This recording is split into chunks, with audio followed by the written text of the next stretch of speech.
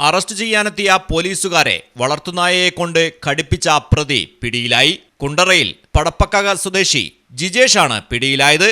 സമീപവാസിയെ മർദ്ദിച്ചെന്ന കേസിൽ പ്രതിയായ ജിജേഷിനെ പിടികൂടാൻ എത്തിയതായിരുന്നു കുണ്ടറ സബ് ഇൻസ്പെക്ടർ സച്ചിൻ ലാലും സിവിൽ പോലീസ് ഓഫീസർ ശ്രീജിത്തും.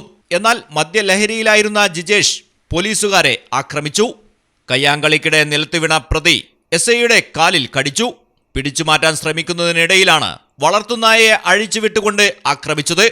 നായയുടെ ആക്രമണത്തിൽ സിവിൽ പോലീസ് ഓഫീസറുടെ കാലിന് പരിക്കുണ്ട്. വിവരമറിഞ്ഞ് സ്റ്റേഷനിൽ നിന്നും കൂടുതൽ പോലീസുകാർ സ്ഥലത്തെത്തി സാഹസികമായാണ് ജിജേഷിനെ കസ്റ്റഡിയിലെടുത്തത്. 12ഓളം ക്രിമിനൽ കേസുകളിൽ പ്രതിയാണ് ജിജേഷ്. കൃത്യനിർവഹണം തടസ്സപ്പെടുത്തൽ, മൃഗത്തെ കൊണ്ട് ആക്രമിക്കൽ തുടങ്ങിയ വകുപ്പുകൾ ചുമത്തിയാണ് ജിജേഷിനെ അറസ്റ്റ് ചെയ്തത്.